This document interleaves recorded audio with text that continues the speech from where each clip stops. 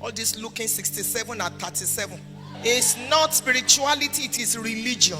Say, my husband is a man of God. Madam, he's first a man, then of God. On this video by Bishop FFA, you'll learn about what you should check out in a man before you agree to marry him. Watch till the end to get full details about this message. The first thing I want to tell you today is that marriage is meant to be a blessing and not a curse. And the Lord had blessed Abraham in all things. Marriage, according to God, his plan and his purpose, is meant to be a blessing, not a trouble, if you get it right. That popular scripture in the book of Jeremiah chapter 29 verse 11 says, for I know the thoughts that I think towards you, thoughts of peace and not of evil. Your marriage is not supposed to give you trouble. There may be challenges, yes, but there shouldn't be trouble. There shouldn't be trouble. For I know the thoughts and the plans that I have towards you. My plan is to give you an expected end, a great future, a peaceful one. Every storm troubling your marital destiny today, I curse it in the name of Jesus. God is a good God, very good God. He is so good, there is no badness in him. The devil is so bad, there is no goodness in him. And God initiated marriage. Marriage is a gift of God to humanity. Man didn't initiate marriage, God did. And if ye that are evil know how to give good things to your children, how much more shall your heavenly Father? God is so good. If he gave marriage as a gift, then you should know it is a good thing, a very, very good, a fantastically good thing. Marriage is a blessing and not a trouble and not a curse. Marriage is supposed to give you peace. Abraham was old, well stricken in age, and the Lord blessed him. The Lord had blessed him in all things. May that be your story at the end of your days on earth. Let's go on, because that passage has 67 verses, and I have so much to share with you.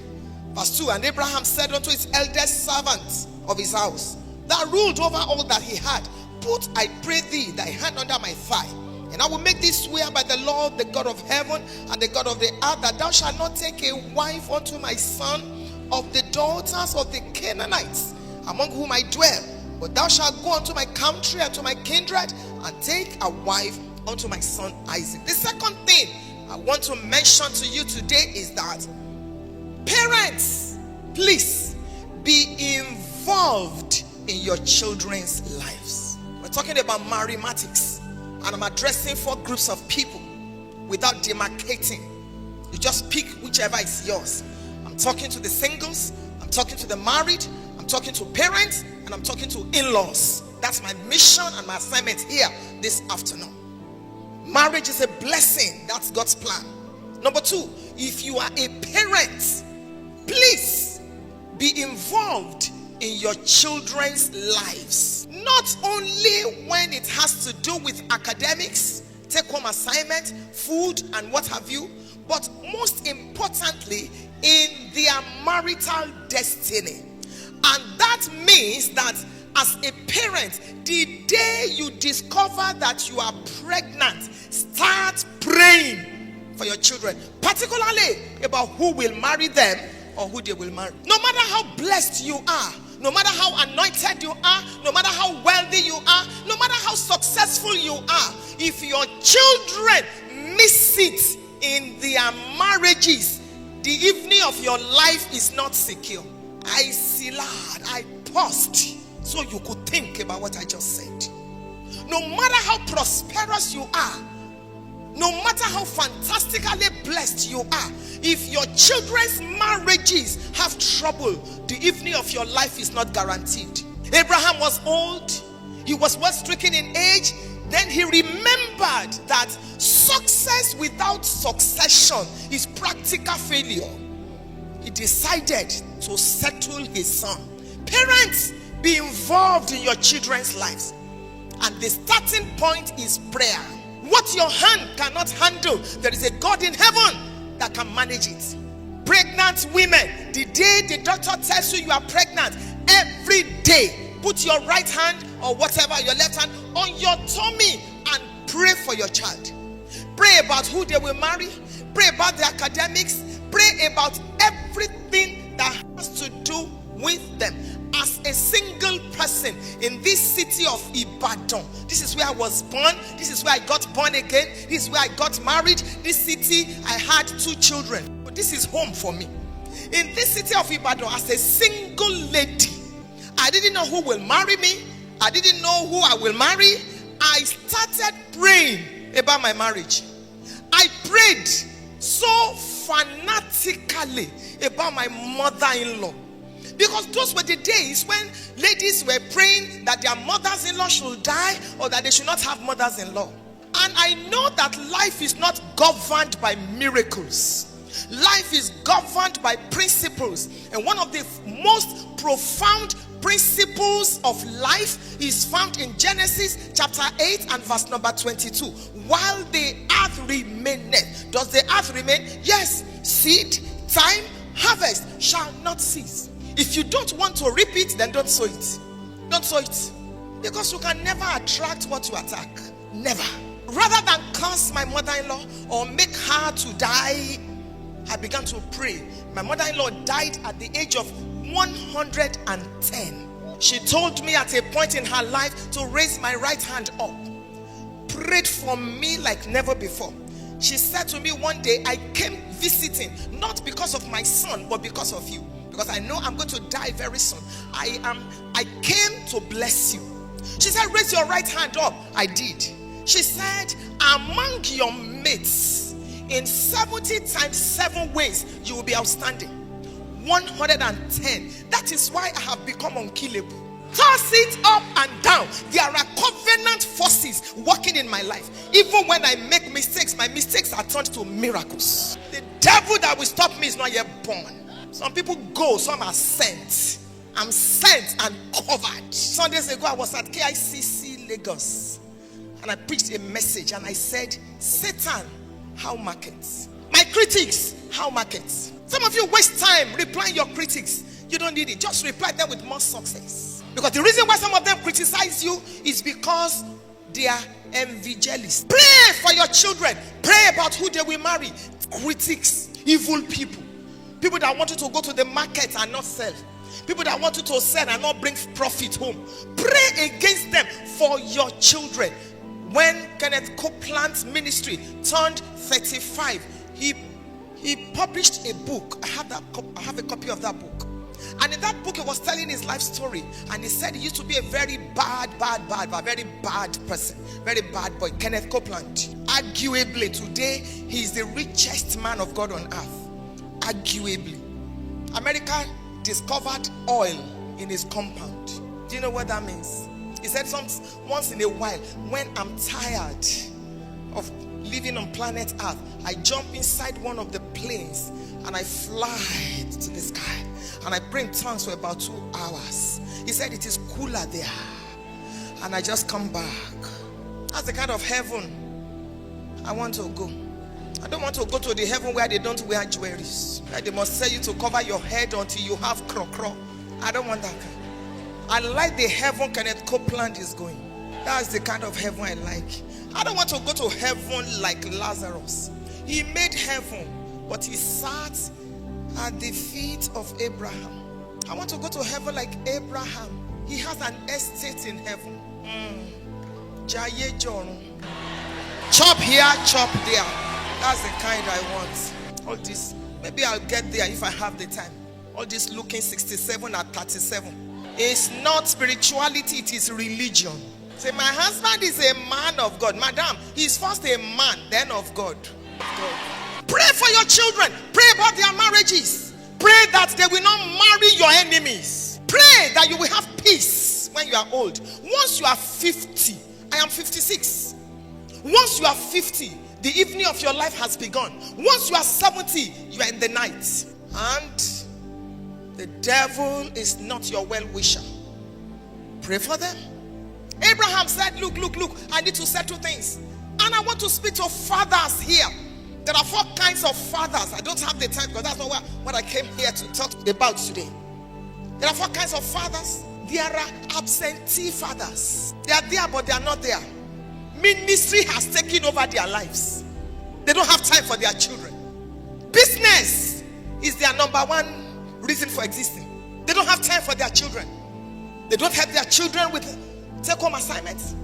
They are never there when their kids are eating. Even when their children stray to where they are, they will tell their children, I am busy reading the book of Zephaniah and Zechariah and Habakkuk. If your Christianity does not work at home, don't bother to export it. What are you preaching? You don't have time for your children?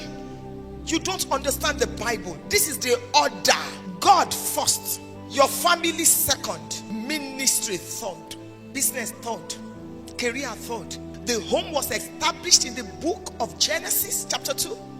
The church was not born until the book of Exodus. Take care of your home. Take care of your children.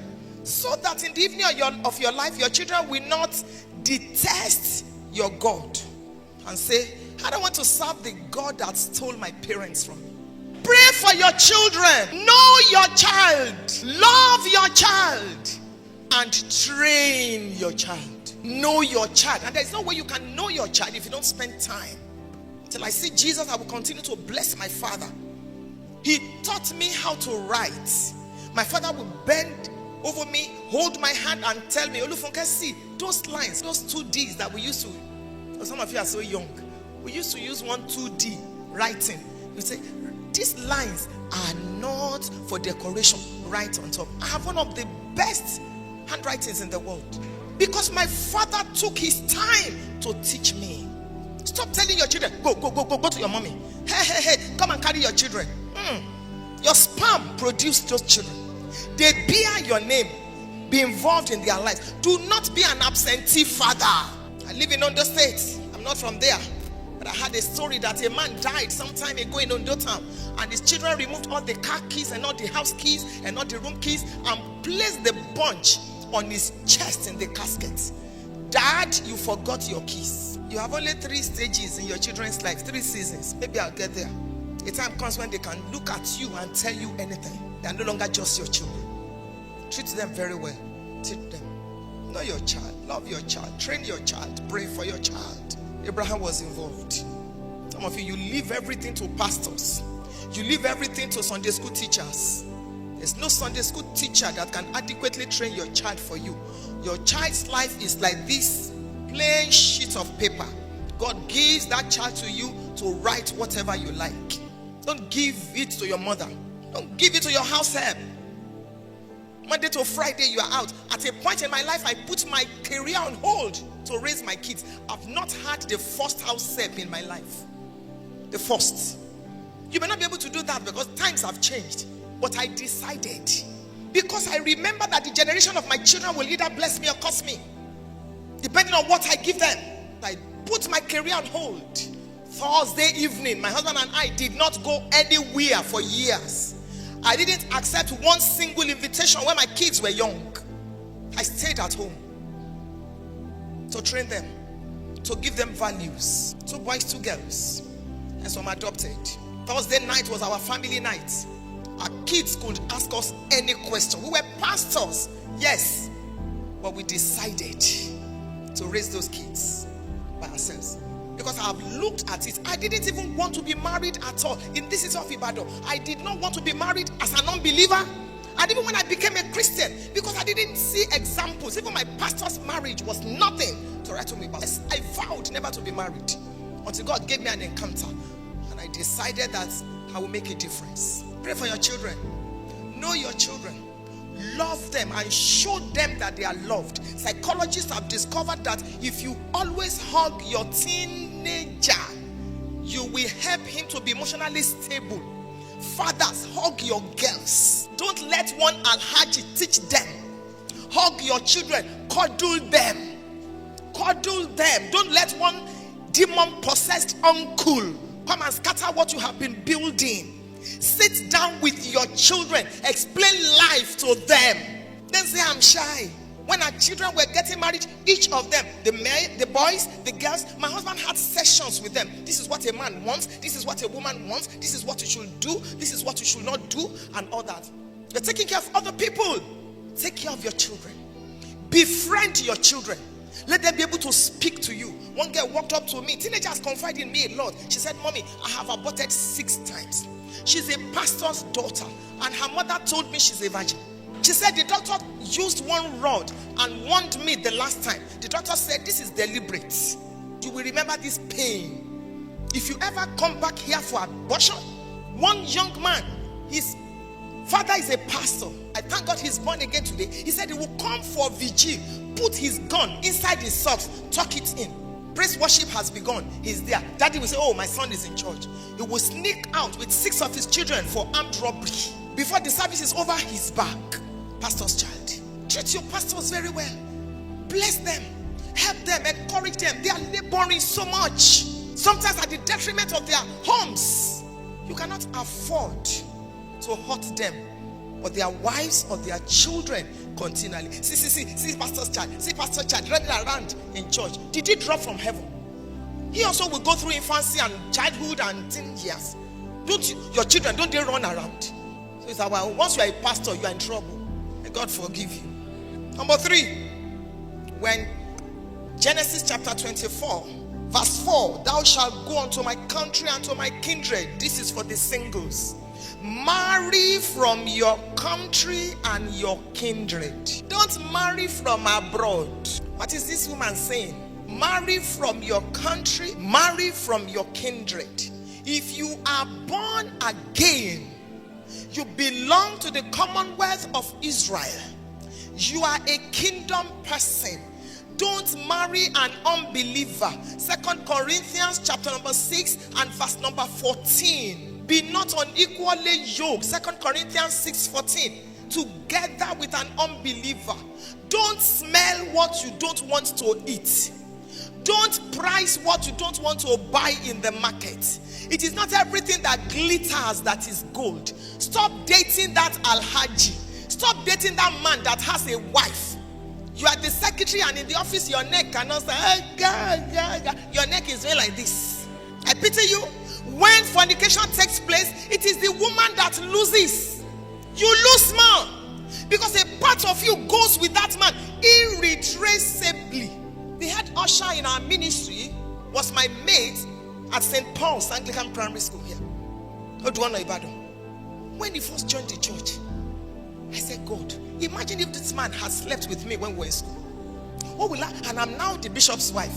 Blackmail. "I need 3 million, madam." Shaking loss all. Because you don't know who you will marry. Keep your dignity. Keep yourself. Don't let anybody talk you. Let me tell you the truth. Life does not end on Instagram. There's no life there. If you see the life they live, you don't want to be like them. Don't base your values on social media. Choose to be different. Marry your kindred, your kinsman. Who is your kinsman? Someone that has given his or her life to Jesus. Serve the same God with your spouse. Abraham said, "Marry for my son from my country." Don't say, "I will convert him." You are not a converter. People hardly change when they get married. It is what is inside them that comes out. Just like money. Money is not bad. Money is not good. Money takes on the complexion of the owner. And don't tell me that you are very humble until I have found out some things are in your life. E.g. wealth, power, position. You are so wealthy.